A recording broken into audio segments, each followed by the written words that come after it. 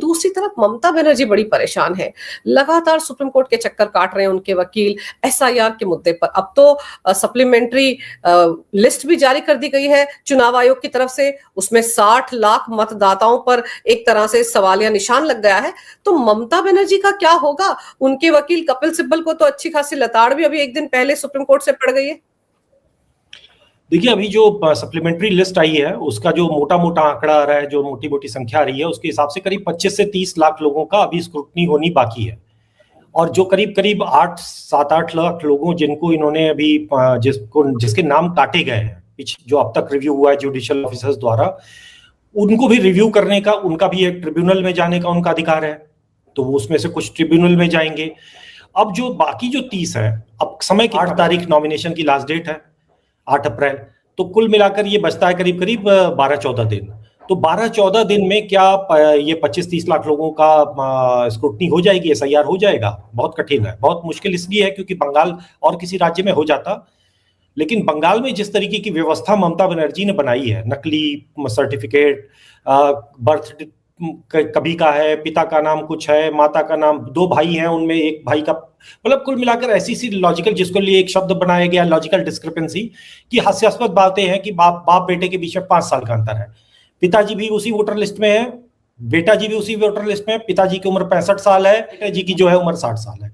तो इस तरीके की जो हास्यास्पद बातें, और ये सिर्फ क्लरिकल मिस्टेक नहीं है, ये बड़ी संख्या में, क्लरिकल मिस्टेक तो कभी 2-4 हो सकती है। और दूसरी बात यह है कि ये दिख रहा है कि बंगाल में एक बहुत बड़े, एक शातिर तरीके से, एक आपराधिक तरीके से पूरी सरकारी व्यवस्था, जब मैं पूरी कह रहा हूं तो सिर्फ पंचायत दफ्तर, बर्थ सर्टिफिकेट का जारी करने वाला एसडीएम का ऑफिस, जिला कार्यालय नहीं, बल्कि पासपोर्ट ऑफिस, क्योंकि पासपोर्ट और आधार, इन दोनों को भी बड़ी संख्या में, बहुत बड़ी संख्या में मिसयूज किया गया है वहां पर तृणमूल के पूरे जो मशीनरी है उसके द्वारा।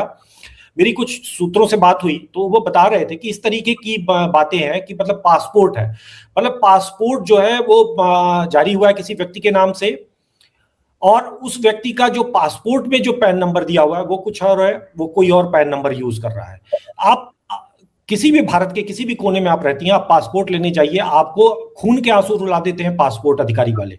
आपके नाम की स्पेलिंग में कभी बदलाव हुआ हो, आप कभी कहीं गए हुए हो, आपकी कहीं कोई क्रेडेंशियल में, वो तो ढूंढ निकालते हैं। आप सब सही है तो भी ढूंढ निकालेंगे।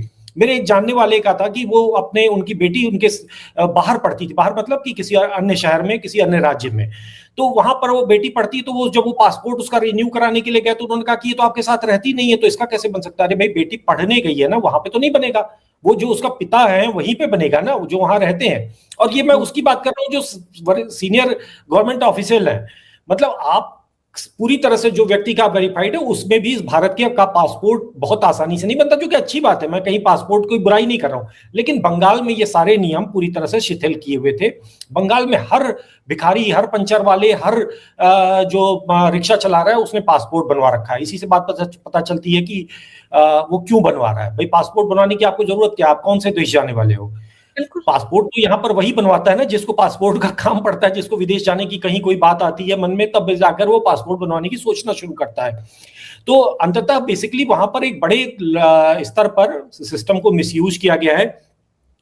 एक इसमें ये बात आ रही थी कि मतलब कि जो नाम है, मतलब एक बड़ी संख्या में जुडिशियल ऑफिसर्स ने ये बात पकड़ी है कि नामों में मैपिंग की, जैसे आपका नाम, आप अपने पिता का नाम ये बता रहे हैं, ठीक है ना, आपको लाकर कहीं से बांग्लादेश से लाया गया, यहां पर आपको किसी परिवार में लाकर मतलब प्लांट कर दिया गया और कह दिया गया कि ये फला व्यक्ति अब आपसे आपका पिता है।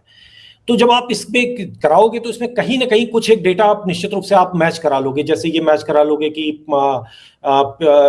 इनका जो है एज का, कि भाई ठीक है 10 साल का अंतर है, 20 साल का अंतर है बाप बेटे में, लेकिन कहीं कुछ ना कुछ आधार में, पिछली वोटर लिस्ट में, या किसी न किसी जो और जो पैमाने हैं, जो एसआईआर के लिए सर्टिफिकेट जो मांगे जा रहे हैं, जो दस्तावेज मांगे जा रहे हैं, कहीं ना कहीं कोई ना कोई डिस्क्रिपेंसी उसमें मिल जाती है। अब वो जो इस तरीके का एक्सटेंसिव जो जांच ये लोग कर रहे हैं अभी, और वो उसमें बहुत बड़ी संख्या में निकले हैं, पकड़े गए हैं, करीब करीब 8 लाख बड़ी संख्या है, क्योंकि अब तक जितने काटे गए हैं उसमें से करीब करीब 8 लाख की संख्या बताई जा रही है। कुल मिलाकर अब देखिए बात वही है कि बंगाल में अभी जो मूल प्रश्न है, ये सब तो चलिए डिस्क्रिपेंसी की बात होगी, मूल जो प्रश्न है वो कि अभी जो चुनाव आयोग ने जो 23 और 29 तारीख की जो तारीखें घोषित की हैं, उन्हीं दिन वोटिंग होगी या नहीं होगी, ये अभी प्रश्न बहुत गंभीरता से बाकी है।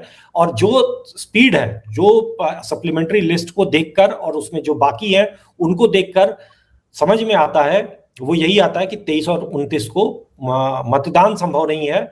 और अगर उस दिन मतदान नहीं होता है तो फिर अगली तारीख होगी तो राष्ट्रपति शासन लगाना पड़ेगा। और राष्ट्रपति शासन लगाना पड़ेगा तो लगाएगा कौन? अब राष्ट्रपति शासन तो सरकार तो लगाएगी नहीं, वो राष्ट्रपति शासन तो सुप्रीम कोर्ट ही लगाएगा। और सुप्रीम कोर्ट भी जब लगाएगा तो संभवतः ममता बनर्जी के पास अब वही आखिरी हथियार पड़ा है कि वो उस वक्त ये कहेंगी कि देखो मोदी ने लगवा दिया, हालांकि वो आवश्यक है और वो अपरिहार्य है, होना ही है, लेकिन ममता बनर्जी के पास एक विक्टिम प्ले करने का, विक्टिम कार्ड दिखाने का कि देखो मुझे हरवाने के लिए राष्ट्रपति शासन लगा दिया गया, वो एक बार ही रोना रोएंगी। और कितना उसकी जनता, वहां की बंगाल की जनता विश्वास करेगी, कितना उस आतंक से, उस भय से वो अपने आप को मुक्त कर पाएगी, ये देखने की बात है।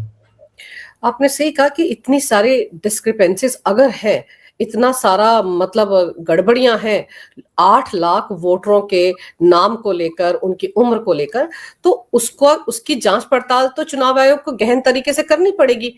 मोटा मोटी तो नहीं कुछ किया जा सकता। और चूंकि ये मामला सुप्रीम कोर्ट में है और अगर जैसे आपने बताया कि 23 तारीख को 29 तारीख को वोट नहीं डलते तो ममता सरकार का टेन्योर तो खुद ब खुद खत्म हो जाएगा। और संविधान के अनुसार अगर उस दौरान सरकार नहीं बनती है तो ऑप्शन एकमात्र ही कि राष्ट्रपति शासन लगेगा।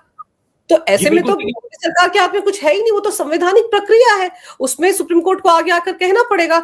तो आप सही कह रहे हैं कि ममता बनर्जी तो रोना गाना शुरू कर देंगी। वैसे भी उनके पास तमाम तरह के बहाने होते। पिछली बार उन्होंने अपनी टांग तुड़वा ली थी, हाँ, और उसके बाद उन्होंने कैसा ड्रामा किया था, कैसे व्हील चेयर पर यहाँ वहां धकेल धकेल कर उनको ले जाया जा रहा था। तो इस बार भी कुछ ऐसा ड्रामा हो सकता है, क्योंकि वही पीके उनके इस बार भी तो सारा तामझाम उनकी कंपनी तो देख रही है।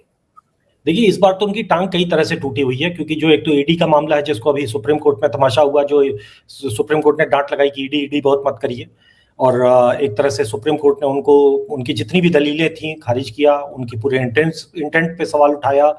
जो इसमें अभी बात हो रही थी कि किस किस तरीके की संवैधानिक और मतलब तकनीकी पहलू आ रहे हैं, उसमें एक उदाहरण मैं आपको देना चाहूंगा। मुर्शिदाबाद सीट से टीएमसी ने एक एसके रब्बानी साहब को टिकट दिया हुआ है, एसके रब्बानी को टिकट दिया रखा है। और अब एसके रब्बानी का पता चला कि इनका एसआईआर में नाम कट गया, और एसके रब्बानी संभवतः बांग्लादेशी हैं, या कम से कम अगर भारतीय हैं तो अपनी भारतीय नागरिकता उन्होंने सिद्ध करने में वो असफल रहे हैं। क्योंकि भाई आपको टिकट लड़ना है तो आप अपने कागज पत्र लगाए होंगे, उसमें कागज पत्र में कोई डिस्क्रिपेंसी मिली होगी। तो आपने जिसको टिकट दिया है तृणमूल कांग्रेस ने, उसका नाम एसआईआर में कट चुका है। तो अगर कट चुका है तो वो पर्चा नहीं भर पाएगा, वो अपील करेगा तो उस अपील पे सुनवाई होगी। सुनवाई में कितना ट्रिब्यूनल के पास जाएगा, ट्रिब्यूनल पहले नोटिस जारी करती है, फिर दोनों पक्ष अपनी अपनी बात, मतलब चुनाव आयोग और रब्बानी साहब को अपना बात कहने का मौका मिलेगा। अगर वो बांग्लादेशी होंगे तो और एक्सपोज हो जाएंगे। देखिए अभी इसमें बहुत सारी चीजें, ये एक तरह का समुद्र मंथन चल रहा है बांग्लादेश में, आप इसको समुद्र मंथन समझिए कि ये जो पिछले वर्षों में पहले कांग्रेस, फिर लेफ्ट और फिर तृणमूल ने पूरे एक राज्य के डेमोग्राफी को बदलकर वहां का इस्लामीकरण करने का जो एक प्रयास किया था, अब वो पूरा, ये सिर्फ ममता बनर्जी की गाद नहीं है, ये बहुत पीछे से ये चला रहा है। 71 के बाद तो और ज्यादा बढ़ गया, लेकिन उससे पहले भी था। इन लोगों ने, ठीक है ये आखिरी छटपटाहट है इनकी, अब इसमें क्या होता है, क्योंकि बहुत पतली धार है, मतलब डेमोग्राफी काफी नुकसान हो चुका है, लेकिन अब सरकार लड़ रही है, व्यवस्था लड़ रही है पूरी की पूरी भारत की, जो है कि वो इसमें पकड़े। लेकिन अगर ये होगा तो किन लोगों ने ये रब्बानी जैसे लोगों को बसाया, किन लोगों ने अन्य इस तरीके के जो पासपोर्ट का उदाहरण अभी हमने बात की कि भैया इस तरीके के पासपोर्ट या बाप बेटे के उम्र के बीच में 1 साल का अंतर कैसे है वाले जो उदाहरण है, ढेरों उदाहरण है, 2-4 नहीं बल्कि कह रहे हैं कि हजारों की संख्या में उदाहरण है।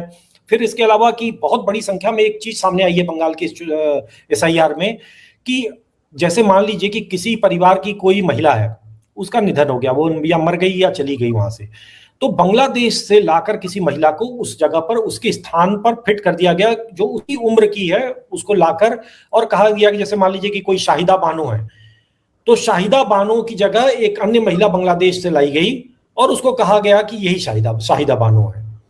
तो इस तरीके से ला लाकर लोग प्लांट किए गए हैं परिवार, मतलब कि कम से कम परिवार में तो नहीं ऑब्वियसली एंट्री हो जाएगी, परिवार में तो एंट्री नहीं होगी, लेकिन उसके कागज पत्तर उस हिसाब से बना दिए गए। अब वो उसका बाप है कागज पे, लेकिन उसको याद तो रहेगा नहीं, कहीं ना कहीं वो गलती करेगी, कहीं ना कहीं कागज में वो अपने असली बाप का नाम लिख देगी।